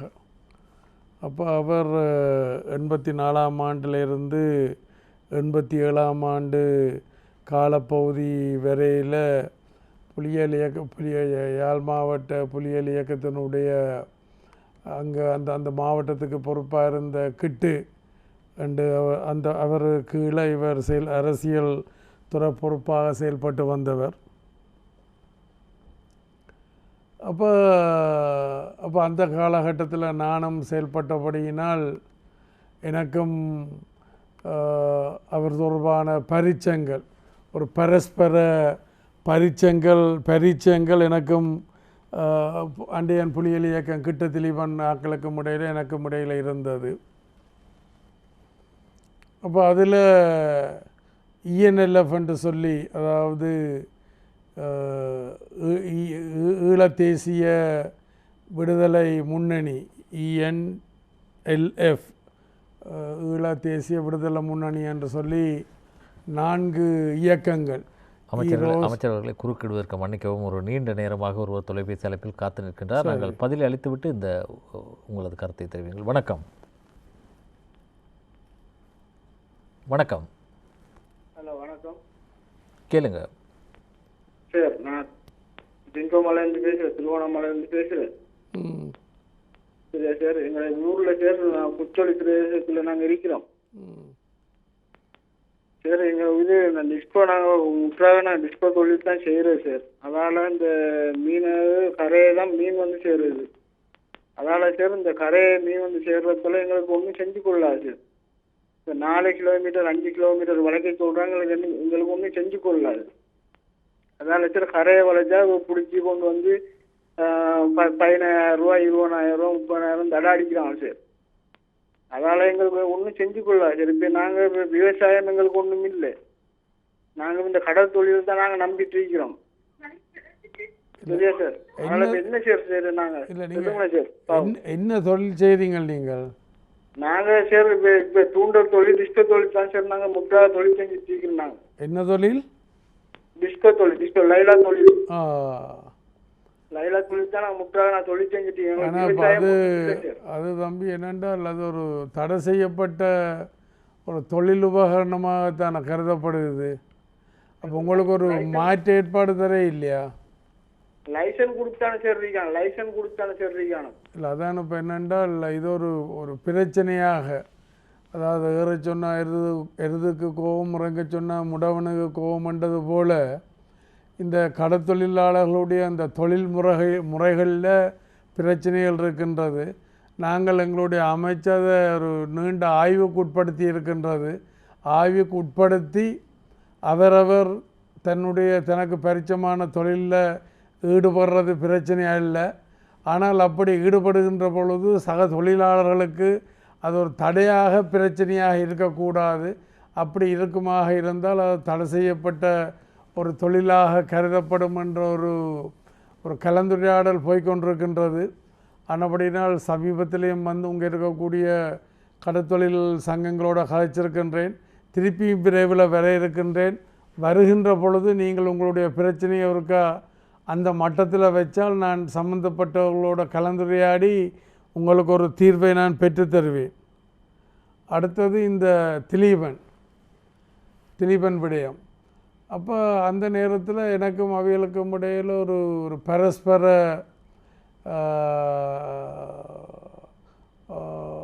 தொடர்புகள் இருந்த பரஸ்பர தொடர்புகள். ஆனால் அதே நேரத்தில் அவைகள் ஒரு கட்டத்துக்கு பிறகு திசை மாறி சக விடுதலை இயக்கங்களை தடுக்கிறதுக்கும் அவையில் கொல்றதுக்கும் பல செயல்களில் ஈடுபட்டவ. இப்போ அதால் எனக்கு அவைகளுடைய அந்த செயல்பாடுகள் எனக்கு பிடிக்க இல்லை. அதால் நான் அவைகளோட முரண்பட்டு கொண்டேன். உதாரணத்துக்கு இப்போ அந்த இலங்கை இந்திய ஒப்பந்தம் வந்த நேரத்தில் நான் அந்த நேரத்தில் இங்கே இல்லை. நான் அப்போ அந்த நேரத்தில் இந்தியாவுக்கு போயிருந்த நான் அப்போ EPRLF அமைப்பில் இருந்த நான் EPRLFல இருக்கக்கூடிய உள்ளியக்க பிரச்சனை காரணமாக அங்கே அதனுடைய தலைவர் நாபாத்தோழர் அவர்களோட கதைக்கு சென்றிருந்த நான். அதே நேரத்தில் இந்திய அரசாங்கத்தோடையும் சக தமிழ் இயக்கங்களோடையும் கலந்துரையாடுறதுக்கும் போனான். என்னென்னா தலைமையில் அங்கே இருந்தபடியினால் அப்போ அந்த நேரத்தில் இங்கே நான் போகிறதுக்கு கிட்டவாக டெலோன்ற ஒரு அமைப்பை அவைகள் தடை செய்து அதில் இருக்கிற பல பேரை கைது செய்து பலரை கொண்டவ.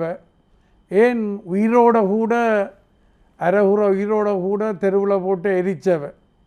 அப்போ அப்படியான ஒரு பழியை செய்ததில் திலீபனுக்கும் ஒரு முக்கிய இடம் இருக்குது. இந்த EPRLF உறுப்பினர்களையும் வேறு இயக்க உறுப்பினர்களையும் கைது செய்து கந்தன் கரணி என்ற ஒரு வீட்டில் வச்சிருக்கல உள்ளுக்கு போய் சுட்டு கிட்டத்தட்ட ஒரு 70 பேருக்கு மேலே அதில் துப்பாக்கி சூடு நடத்தி அவர்களை கைதிகளாக கைகட்டி வச்சிருந்தவ. அப்போ அதில் தனியாக இயக்க உறுப்பினர்கள் மாத்திரம் இருக்க இல்லை. புலிகள் இயக்கத்தால் காசுகள் கப்பம் வாங்கிறதுக்காக காசு தராத ஆக்களை அவர்களை கூட அதுக்குள்ள கொஞ்சம் பேரை வச்சுருந்தவ. அப்போ எல்லாரையும் சேர்த்து சுட்டு எரித்தவ. அப்படி கணக்க அந்த இயக்கங்களுடைய எல்லா இயக்கங்களும், அதாவது எல்லா இயக்கங்களுடைய பெரும்பாலும் தலைவர்கள் அல்ல அவருடைய முக்கியஸ்தர்கள் அல்லது பல பேரை கொல்றதுக்கு திலீபன் ஒரு காரணியாக ஒரு கருவியாக செயல்பட்டவர். ஏன்னு இப்போ இந்தியாவோட கூட, அதாவது இந்தியாவோட ஒரு பகை உணர்வை ஏற்படுத்தி இந்த இலங்கை இந்திய ஒப்பந்தத்தை குழப்புறதுக்காகத்தான் உண்ணாவிரதம் என்ற பெயரில் அவர் உண்ணாவிரதம் இருக்க நிர்பந்திக்கப்பட்டவர் அவருடைய தலைவரால். அப்போ திலீபன் தண்ணி விடாயில் தண்ணி கேட்குற நேரத்தில் எல்லாம் அவருடைய தலைவர் திலீபனுடைய தலைவர் பிரபாரன் சொல்கிற கதை என்ன, இல்லை தண்ணி ஒன்றும் கொடுக்கக்கூடாத ஆளுக்கு நீ முன்னால் போ நான் பின்னால் வருவேன்ட்டு. அப்படி முன்னால் போ பின்னால் வருவேன்ட்டு சொன்னவர் உங்களுக்கு தெரியும்.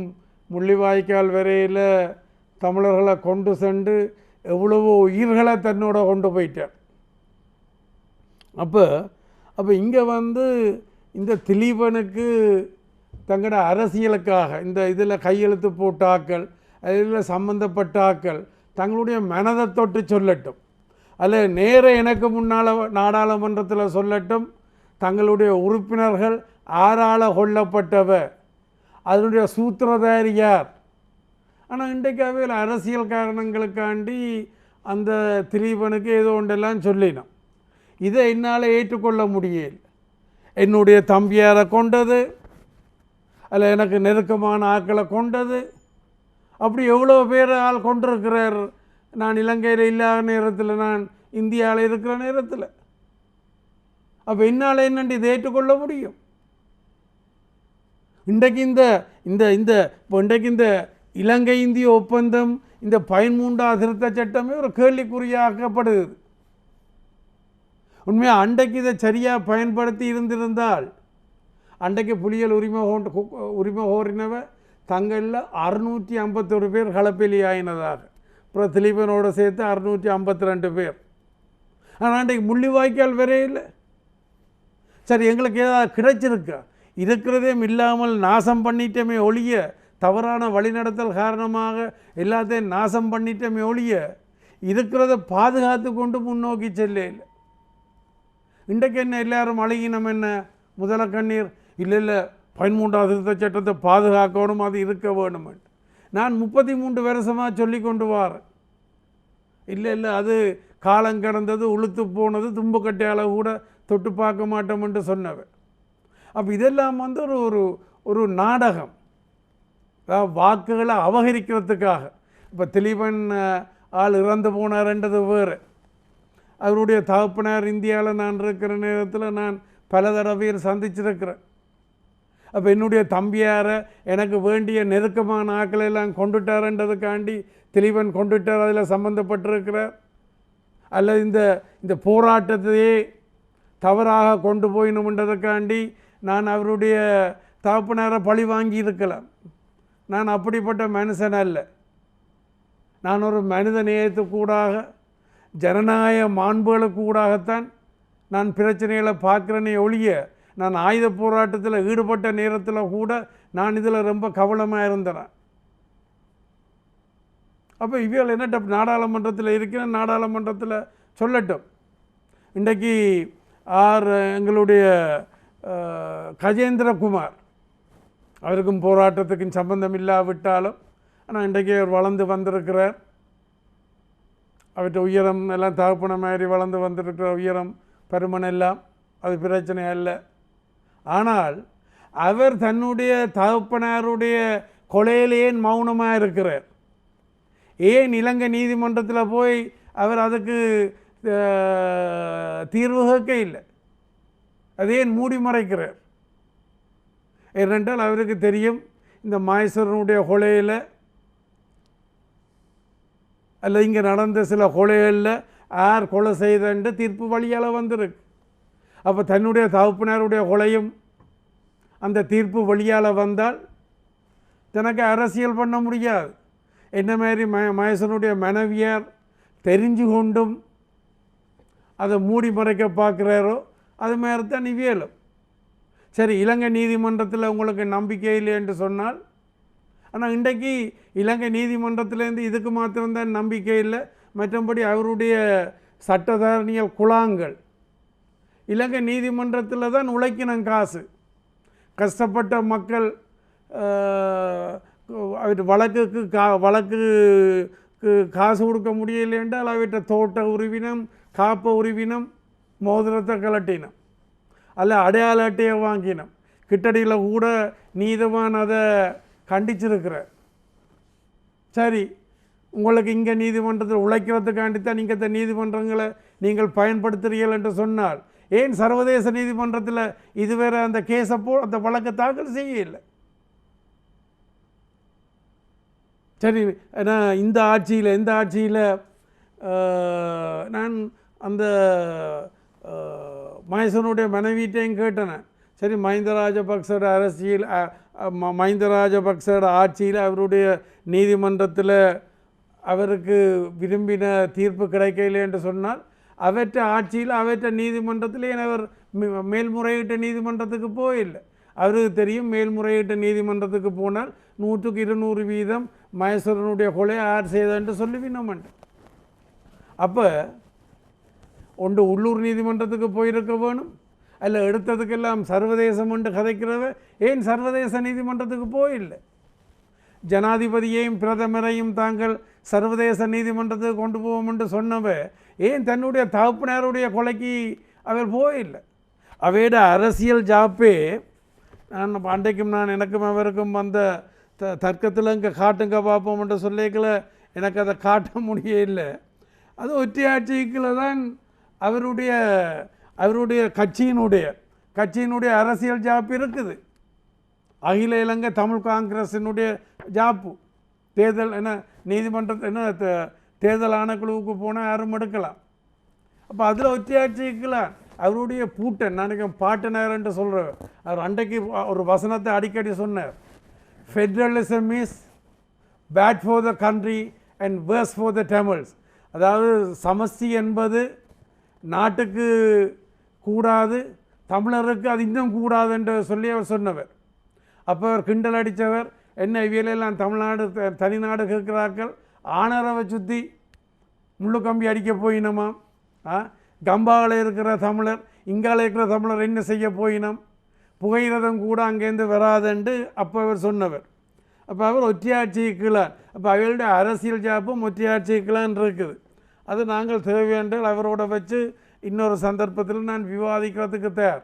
நான் கேட்குறேன், நாடாளுமன்றத்தில் அவள் என்னோட ஒரு மக்கள் மன்றத்தில் திலீபன் தொடர்பாக அவர்கள் வெளிப்படையான ஒரு விவாதத்துக்கு வாரத்துக்கு தயாரா?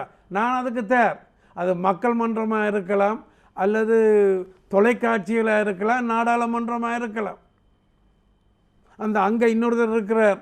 அங்கே என்னென்றால் இன்னொரு அவரோட இன்னொரு கூட வந்த ஒரு நாடாளுமன்ற உறுப்பினர், அவர் முந்தி தான் கூட கள்ளவாக்கு எடுத்தது என்றதை பெருமை பேசி கொண்டிருந்தார் போன முறை. இந்த முறை ஏதோ தேசிய பட்டியலில் வந்துட்டார். ஆனால் அவற்றை கையெல்லாம் இரத்தக்கரை படிந்த கை. அதுக்கு உதாரணத்துக்கு கொண்டு சொல்லலாம். நாளைக்கு 2000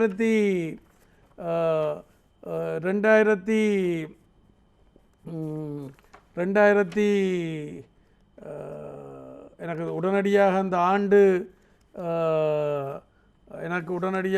ஆண்டு ஞாபகத்து அந்த சரியான ஆண்டு எனக்கு உடனே ஞாபகத்துக்கு வர இல்லை. அங்கே ஒரு ஒரு ஒரு ஒரு ஒரு ஒரு கொலை கேஸ் ஒன்றில் மக்கள் எல்லோரும் குழம்பி போச்சு. நம்ம டெவியில் போய் ஒரு ஆளை சுட்டு போட்டோன்னா மக்கள் எல்லாம் குழம்பிட்டினோம். அப்போ பேச்சுவார்த்தையில் நடந்து கொண்டிருந்த நேரம் இலங்கை அரசாங்கத்துக்கும் புலி தலைமைக்கும் இடையில்.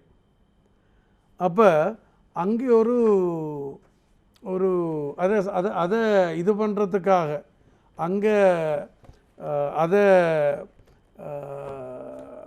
அவர் அங்கே அதை சமாதானப்படுத்துறதுக்காக ஒரு எஸ்எஸ்பி, அவர்கிட்ட பேர் எனக்கு உடனே வருது இல்லை, எஸ்எஸ்பி அந்த இடத்துக்கு போனவர்.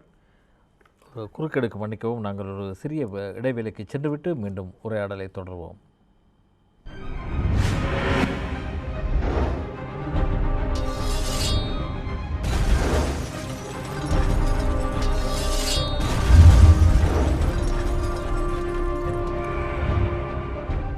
ஆமாம், நாங்கள் எங்களது உரையாடலை தொடர்வோம். ஆமாம் அமைச்சர் அவர்களே, நீங்கள் அதாவது 2005ஆம் ஆண்டு 8ஆம் மாதம் 5ஆம் தேதி அப்போ இந்த சார்ல்ஸ் விஜயவர்தனான்ற ஒரு எஸ்எஸ்பி அதோட சமாதானம் பேசுகிறதுக்கு போனவர்.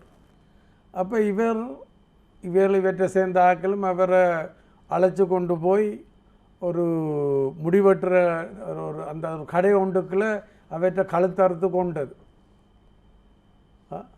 அப்போ அந்த மனுஷன் போனது ஒரு நல்ல மனுஷன், சமாதானம் பேச, சரி சண்டைக்கு போயிருந்தாலாவது சொல்லியிருக்கலாம்.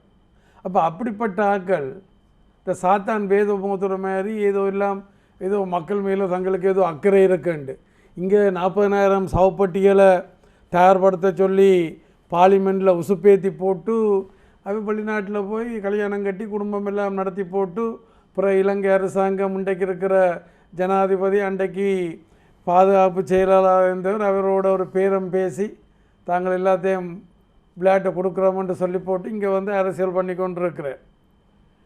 ஆனபடியினால் இந்த திலீபன் சம்பந்தமாக கதைக்கிறதுக்கு இவர்களுக்கு தகுதி இல்லை. திலீபனுக்கும் அந்த தகுதி இருக்கா இல்லையான்றது வேறு. ஆனால் இறந்து போனார். அப்படியே நான் அதை அடக்கி வாசிக்க விரும்புகிறேன்.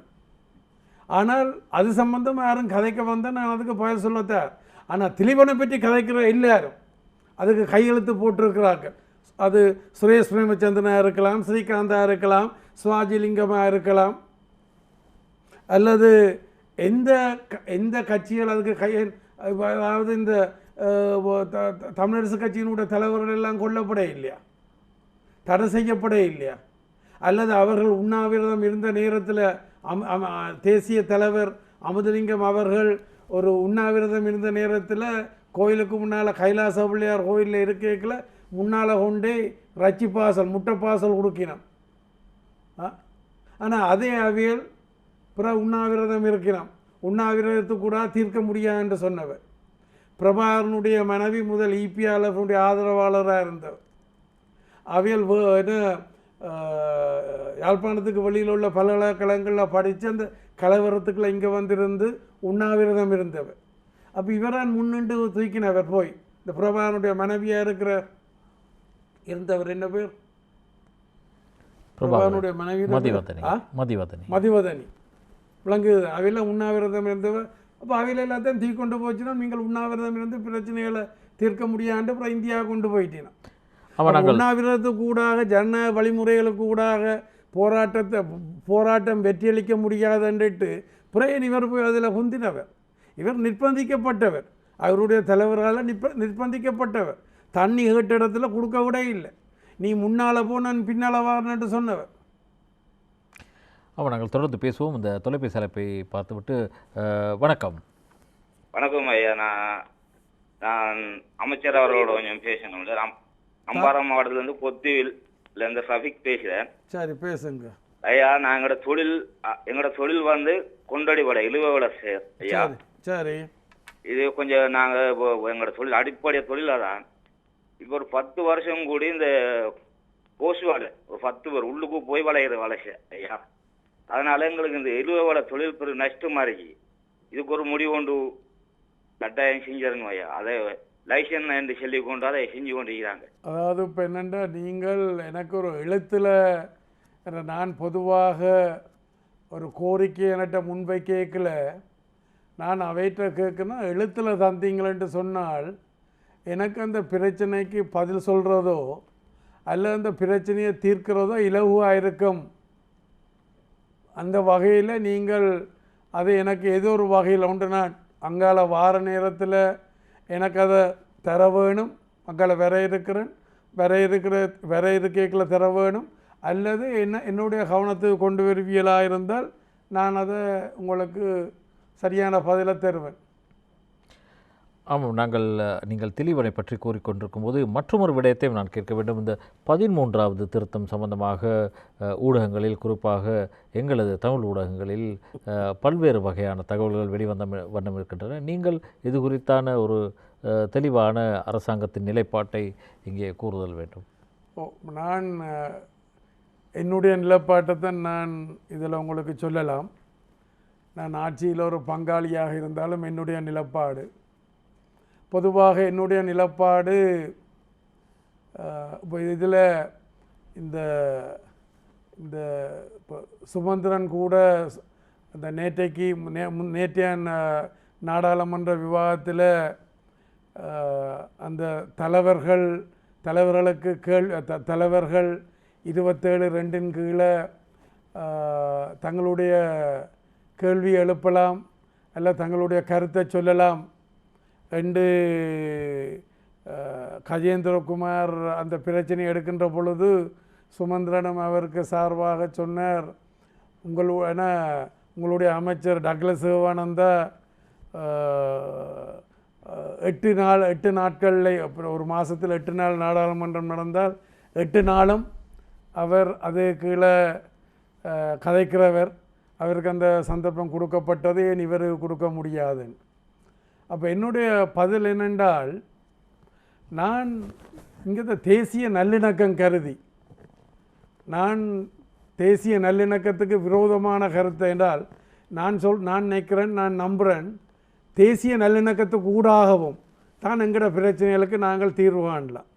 கடந்த காலத்தில் அந்த தேசிய நல்லிணக்கம் சரியாக அணுகாதபடியினால்தான் என்ற எங்களுடைய இந்தியன் பிரதமர் அன்றைக்கு ஜனாதிபதியாக இருக்கல, ஜனாதிபதியாக வந்தோன்னு என்ன சொன்னவர், அல்ல வரத்துக்கு முதல் என்ன சொன்னவர், தான் பிரபாகரனோட நேராக கதைக்கிறதுக்கு தயார். ஆனால் அது சரியாக பயன்படுத்தப்பட இல்லை. ஆனால் அதனுடைய விளைவு என்ன? அதுக்கு தான் நான் சொன்னேன், முன்னாள் ஜனாதிபதி முன்னாள் பிரதமரோடையும் நீங்கள் தேசிய நல்லிணக்கத்தோடு அணுகினால் அவர் ஒரு தேசிய நல்லிணக்கவாதியாகவும் அல்லது அவரோடு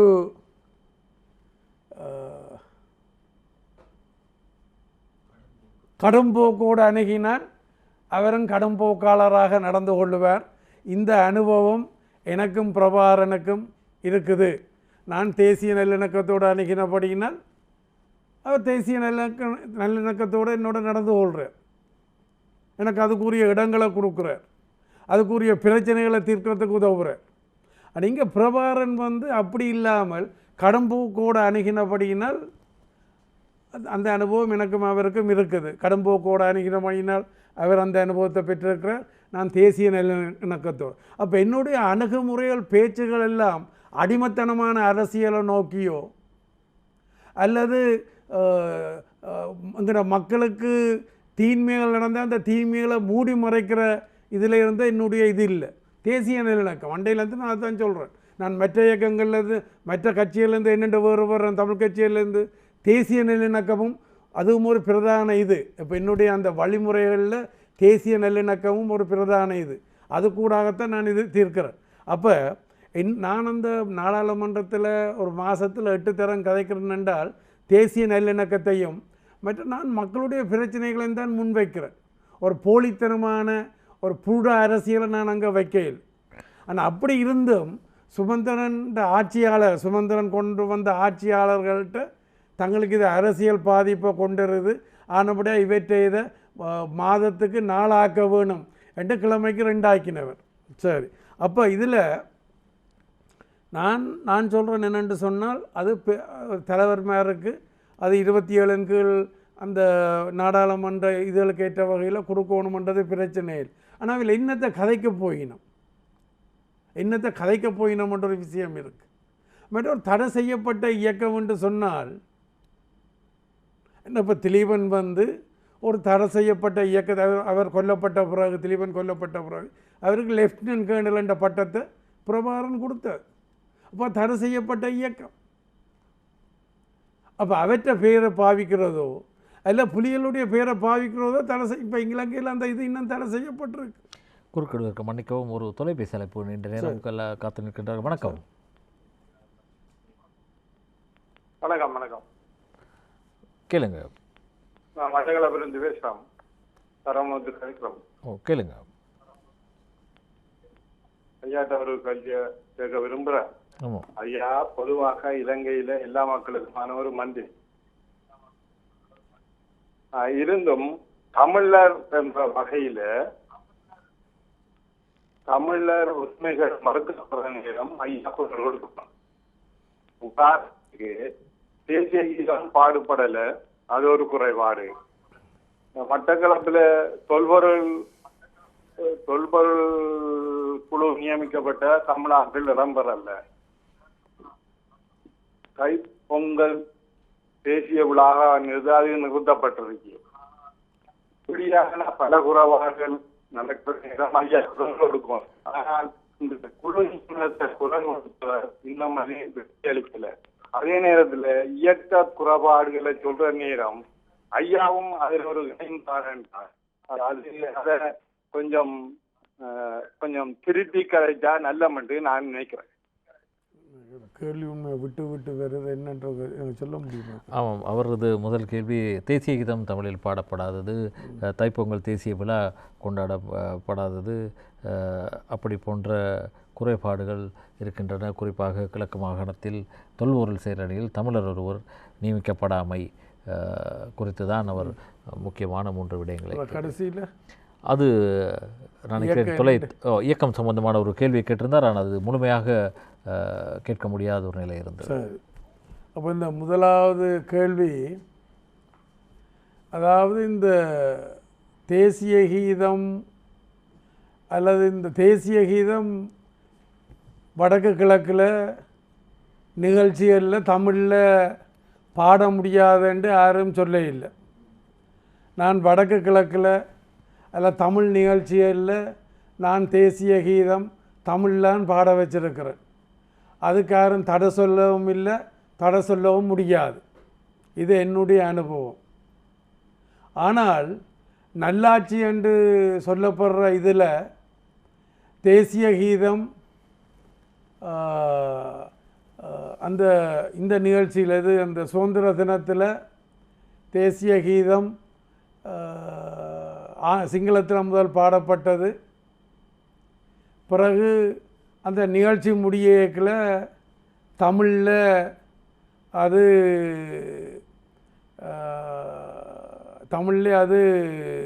ஒளிபரப்பப்பட்டது. ஆனால் இதில் எத்தனை பேர் தமிழ் மக்கள் அதில் எத்தனை வீதம் பங்கெடுத்திருக்கும் தமிழ் மக்கள்? அதாவது தமிழ் மக்கள் தங்களுடைய பிரச்சனையை தீர்க்க வேணுமென்றால் தமிழ் மக்களும் பங்கெடுக்க வேணும். அப்போ தமிழ் மக்கள் பங்கெடுக்காமல் தங்களுடைய பிரச்சனையை தீர்த்தீரென்றால் தீர்க்க முடியாது. இப்போ நடந்து முடிஞ்ச ஜனாதிபதி தேர்தலில் நான் தமிழ் மக்கள்கிட்ட கேட்டேன். நான் தென்னிலங்கையில் ஜனாதிபதியாக கோட்டாபய ராஜபக்ச அவர்களான் வர இருக்கிறார்கள். அப்போ அவருடைய வெற்றியில் நாங்கள் பங்கெடுக்கிறதுக்கு ஊடாக அதை எங்களுடைய வெற்றியாக மாற்றிக்கொள்வதற்கூடாக எங்களோட மக்கள் எதிர்கொள்ளுகின்ற பிரச்சனைகளை இலகுவாக தீர்க்கலாம் என்று நான் சொன்னேன். அப்போ நான் சொன்னது அந்த கருத்து தமிழ் மக்கள் மத்தியில் போதிய அளவுக்கு போவே இல்லை. அப்போ அன்றைக்கு இலங்கை இந்திய ஒப்பந்தத்தை ஏற்றுக்கொள்ள சொல்லித்தான் நான் கேட்டிருந்தேன். இலங்கை இந்திய ஒப்பந்தத்தை ஏற்றுக்கொண்டு அதை நாங்கள் நடைமுறைப்படுத்தி இருப்போமாக இருந்தால் இன்றைக்கு இவ்வளவு அழிவுகள், இழப்புகள், துன்பங்கள், துயரங்கள் நீங்கள் இந்த கேட்குற கேள்வியெல்லாம் வந்திருக்காது. அப்போ நாங்கள் முதல் எங்களுடைய தவறுகள் என்னன்றதை நாங்கள் முதல் உணர்ந்து கொள்ள வேணும். எங்களுடைய தவறுகளை நாங்கள் உணர்ந்து கொள்ளாமல் திருப்பியும் தேசிய நல்லிணக்கத்துக்கு பாதகமாக நாங்கள் நடந்து கொண்டு எங்களுடைய பிரச்சனைகள் தீர்க்கப்பட இல்லை என்றால் அது தீரா பிரச்சனையாகத்தான் போம். நாங்கள் இந்த ஆயுத போராட்டத்தை தொடங்கினது எங்களோட பிரச்சனைகளை தீர்க்கறதுக்காகத்தான். அப்படித்தான் நான் நிச்சயம் நானும் அதில் பங்கெடுத்தேன். அதை தீரா பிரச்சனையாக விட்டுட்டு போகிறதுக்கு அல்ல. ஒரு தலைமை என்று சொன்னால் அது மக்களையும் பாதுகாக்க வேணும், தன்னையும் பாதுகாக்க வேணும்.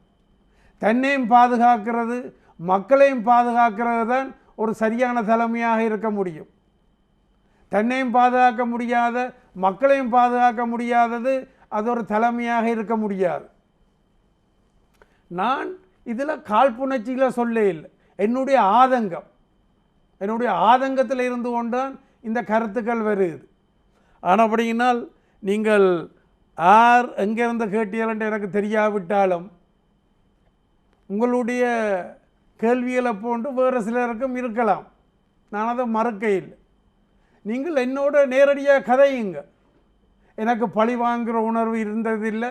என்னுடைய வரலாற்றில் நான் யாரையும் பழி வாங்க இல்லை. அது உள்ளியக்கமாக இருக்கலாம், அல்ல சக இயக்கமாக இருக்கலாம். அது வரலாற்றில் பதியப்பட்டிருக்குது. நான் யாரையும் பழி வாங்க இல்லை. அரசியல் ரீதியாக நான் விமர்சனம் சொல்லியிருக்கிறேன். அன்றைக்கு நான் சொன்னது தான் அன்றைக்கு நடந்து முடிஞ்சிருக்குது. அன்றைக்கு நான் சொன்னதை கேட்டிருந்திருந்தால் இன்றைக்கு இந்த அழிவுகள் வந்திருக்காதே. நான் என்னுடைய கேள்வியில் சொன்னேன் தான், தெளிவன் சாக முந்தி 651 பேர் புலிகள் உரிமை கோரினவ அன்றைக்கு. அப்போ இந்த இலங்கை இந்திய ஒப்பந்தத்தை குழப்பினதால் 651லேருந்து 52 திலீபனோட சேர்த்து அப்புறம் முள்ளிவாய்க்கால் வரையில் தேவையில்லாத இழப்புகள், அழிவுகள், துன்பங்கள், துயரங்கள் எங்களுக்கு. ஏன் இதை நாங்கள் செய்திருக்க முடியாது? அப்போ என்ன, நீங்கள் எல்லாரும் வந்து சஜித் பிரேமதாசாவுக்கு வாக்களித்த நீங்கள், சஜித் பிரேமதாசா தொல்பொருளில் என்ன சொன்னார்? அவரே வடக்கு கிழக்கில் 1000 விஹாரையில் கட்டுறதுக்கு தான் நிதி உதவி கொடுப்பேன். அவருடைய காலகட்டத்தில் தொல்பொருள் வந்து தீவிரம் அடைஞ்சது. அப்போ இங்கே இந்த அரசாங்கத்தில், நான் இருக்கிற அரசாங்கத்தில் அவர்கள் வந்து கிழக்கு மாகாண அந்த தொல்பொருள் ஜனாதிபதி அந்த குழுவில் தமிழ் மக்களும் இல்லை, முஸ்லீம் மக்களும் இல்லை. அப்போ நான் கேட்ட இடத்துல அவையில் இன்னும் 2 பேரை நீங்கள் பேரெழுத்தாங்கன்னு சொன்னவன். ஆனால் எனக்கு இன்னும் பொருத்தமான பேர்கள் கிடைக்க இல்லை. பொருத்தமான பேர்கள் எனக்கு கிடைக்குமாக இருந்தால் நான் அதை நிச்சயம் செய்வேன். நான் ஒரு ஆயுத போராட்டத்துக்குள்ள வந்த ஒரு ஆள். அநியாயத்தை கண்ணும் காணாமல் இருக்க போகிறதல்ல. நான் அதுக்கு சும்மா ஒரு ஒரு ஒரு போலித்தனமான போலி தேசியம் பேசுகிறதுக்கு நான் தயாராக இல்லை. நான் இந்த பிரச்சனைகளை தீர்த்து தருவேன். மக்கள் என்னோட அணிதிரண்டால் பாருங்கள், இன்றைக்கு நாடாளுமன்றத்தை பயன்படுத்தி என்ன பேசினோம்? இனவாதம் பேசினோம். அப்போ அவையில் இனவாதம் பேசினா தென்னிலங்கையிலேயும் அது வரும். அப்போ நாங்கள்லாம் இதழுக்கு துணை போகிறோம். இந்த 13ஆவது திருத்த சட்டம் அது ஒரு பொன்னான வாய்ப்பு. அதை அன்றைக்கே நான் சொன்ன மாதிரி பயன்படுத்தி இருந்தால் இன்றைக்கு நடைமுறையிலேயே நாங்கள் சுயநிர்ணய உரிமையை பெற்றிருக்கலாம்.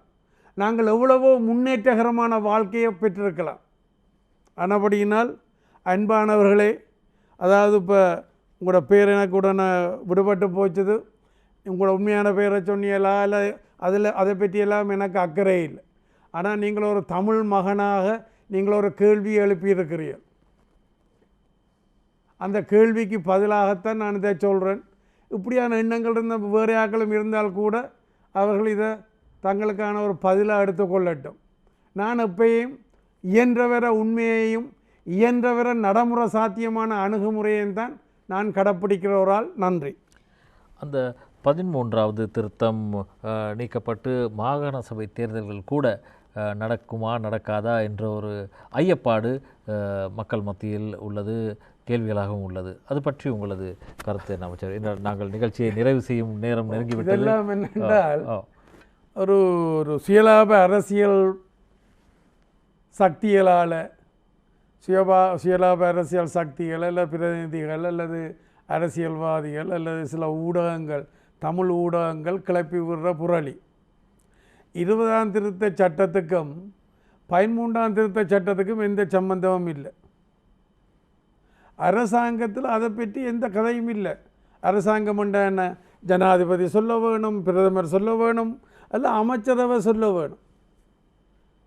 இது எங்களுடைய ஆட்கள் என்ன செய்கிறது, சில இங்கால இருக்கக்கூடிய தீவிரவாதிகளை உசுப்பேற்றுறது.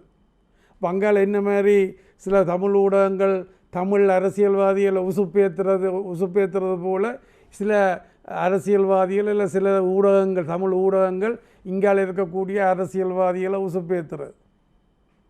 இப்போ அதில் இந்த ஒரு இங்கால அவர் இன்றைக்கு நாடாளுமன்ற உறுப்பினராக இருக்கிறார். அவர் ஒரு பிரதி அமைச்சரான ஒரு இராஜாங்க அமைச்சராகவும் இருக்கிறார்.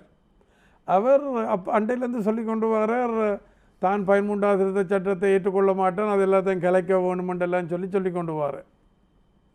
அப்போ இதை ஏன் இவியல் தூக்கி பிடிக்கணும்? நான் இந்த 13ஆவது திருத்த சட்டத்தை முன் வச்சு வரையக்கல, இதுதான் ஒரு பொன்னான வாய்ப்புன்னு சொல்லியக்கல. இந்த இன்றைக்கு சொல்கிறது சக தமிழ் கட்சியில் எல்லாம் என்ன சொல்லிச்சுன்னா, சி அதில் ஒன்றும் இல்லை, அது காலங்கிடந்தது, உளுத்து போனது, தும்புக்கட்டையால் கூட தொட்டு பார்க்க மாட்டோம்ன்ட்டு சொன்னவ தேர்தல் விரைக்கில் விழுந்தடித்து போட்டி போட்டு அதை அபகரிக்கிறது வேறு. அப்போ அப்படி சொன்னவ அப்படியான எண்ணங்கள் உள்ள ஆக்களை இதை பற்றி அக்கறைப்படிக்கணும். அதை பற்றி யாரும் இப்போ நாளைய கூட அதை பற்றி கதைக்கப்படும். அப்போ எனக்கு முன்னால் பிரதமர் சொல்லுவார், இல்லை நாங்கள் 13 கலைக்க போகிறோம்ன்ட்டு சொல்லுவார். இல்லை, அரசாங்கத்தில் இருக்கிற முக்கியமான ஆட்களுக்கு என்னுடைய மனநிலை தெரியும். அவையில் அதை மீறி போயிடும் மட்டும் நான் நினைக்க இல்லை.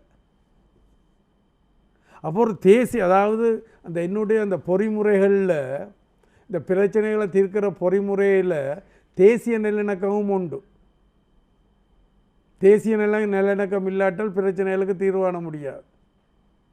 அப்போ என்னுடைய அணுகுமுறையில் அதுவும் பிரதான அந்த என்னுடைய பொறிமுறையில் அதுவும் ஒரு பிரதான பங்கை வகிக்குது.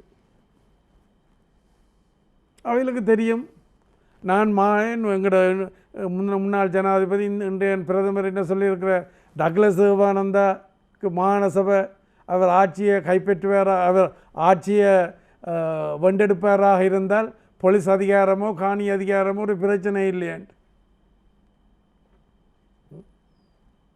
அப்போ இந்த மாதிரி தமிழில் இருக்கக்கூடிய சுயலாப அரசியல்வாதிகள் என்ன மாதிரி இனவாதத்தை பேசினமோ அது மேலே தான் நீங்கள் தென்னிலங்கையிலும் இருக்கக்கூடிய ஆக்கள். அப்போ நாங்கள் அதை இது பண்ண வேணும். என்ன அது நாங்கள் கவனமாக அணுக வேணுமென்றதான் என்னுடைய அனுபவத்துக்கு கூட சொல்கிறேன். இப்போ எனக்கும் மக்கள் நடந்து முடிஞ்ச தேர்தலில் நான் எதிர்பார்த்த மாதிரி ஒரு 5-6 ஆசனங்களை கொடுத்திருந்தால், அப்போ நீங்கள் இப்போ மட்டக்களப்பில் கேட்டேன்னு சொல்கிறார், இந்த ஊர்லேருந்து கேட்டாரோ தெரியாது. அப்போ நீங்கள் எனக்கு அந்த 5-6 ஆசனங்களை கொடுத்திருந்தால் இந்த கேள்விக்கே இடம் இருந்திருக்காது. நான் அந்த பிரச்சனையெல்லாம் தீர்த்து தந்திருப்பேன். ஆனால் நீங்கள் ஆற்றுல போட்டுட்டு குளத்தில் தேடினால் அது என்னென்று கிடைக்கும். ஆமாம், நிகழ்ச்சியை நிறைவு செய்யும் நேரம் நெருங்கி இன்னொரு கேள்வி வரை இல்லை. ஆமாம், நீங்கள் மக்களுக்கு கூறும் செய்தி என்ன? மக்களுக்கு கூற வேண்டிய, மக்களுக்கு கூறப்போ எங்கிட்ட பிரச்சனைகள் நாங்கள் இப்போ அதாவது இப்போ எங்கட மக்கள், அதாவது இதான் சரியானது என்று நான் நம்புகிறேன். அது தமிழ் மக்கள் இலங்கையர்களாக இருக்க வேணுமென்றதுக்காண்டி இலங்கையர்களாக இருக்க வேணுமென்றதுக்காண்டி தமிழர்களின் அடையாளத்தை கைவிடவோ, தமிழர்களாக இருக்க வேணுமென்றதுக்காண்டி இலங்கையரின் அடையாளத்தை கைவிட தயாராக இல்லை. அவர்கள் தமிழர்களாகவும் அதே நேரத்தில் இலங்கையர்களாகவும் இருக்க விரும்பினோம். இலங்கையர்களாகவும் அதே நேரத்தில் தமிழர்களாகவும் இருக்க விரும்பினோம். அதுதான் ஒரு சரியான நிலப்பாடாக இருக்க முடியும். அதுதான் சாத்தியமானதாக இருக்க முடியும். இதை என்னால் வென்றெடுக்க முடியும், இதை என்னால் நடைமுறைப்படுத்த முடியும். எனக்கு தேவை தமிழ் மக்கள்கிட்ட இருந்து கணிசமான வாக்குகளும் கணிசமான ஆதரவும் கிடைத்தால் நான் இதை செய்து முடித்திருப்பேன். இனி எனக்கும் வயது போகுது, நான் எந்தளவுக்கு இனி அரசியலில் இருக்கிறேனோ தெரியாது. ஆனபடியினால் என்னுடைய காலகட்ட பகுதிக்குள்ள இந்த பிரச்சனைகளுக்கு தீர்வு காண வேணுமென்றால் தமிழ் மக்கள் எனக்கு கணிசமான வாக்குகளையும் கணிசமான ஆசனங்களையும் கொடுப்பார்களாக இருந்தால் நான் இந்த பிரச்சனையை தீர்த்து தருவேன். நான் நாளைக்கு வந்து சொல்ல போகிறதில்ல அவையிலக மாற்றி போட்டினோம் இவையிலக மாற்றி போட்டினோம் என்று. அப்படி நான் சொன்னதும் கிடையாது, சொல்ல போகிறதும் அல்ல. ஆனபடியினால் நான் என்னுடைய நிலப்பாட்டில் நான் உறுதியாக இருக்கிறேன். நான் அரசியல் காரணங்களுக்காண்டி ஒரு போலி ஒரு பொம்மாத்து அரசியல் நடத்த நான் தயாராக இல்லை. போலி தமிழ் தேசியம் பேசுகிறதுக்கு நான் தயாராக இல்லை. என்னுடைய தேசியம் என்பது யதார்த்தமானது, நியாயமானது, உண்மையானது, நடைமுறை சாத்தியமானது. சரி, ஆமாம், மிகுந்த வேலைப்பளுவுக்கு மத்தியிலும் இங்கே வந்து எங்களது அழைப்பை ஏற்று இங்கே வந்து மக்களின் பிரச்சனைகளுக்கும் குறைகளுக்கும் பதிலை கொடுத்த கடற்றொழில் அமைச்சர் மற்றும் இபிடிபி செயலாளர் நாயகம் டக்ளஸ் தேவானந்தா அவர்களுக்கு மிகுந்த நன்றியை தெரிவித்துக் கொண்டு தயாரிப்பாளர் தக்ஷநாத் மற்றும் தொழில்நுட்ப கலைஞர்கள் அனைவருக்கும் நன்றி கூறி விடைபெறுகின்றோம். நன்றி, வணக்கம். நன்றி, வணக்கம்.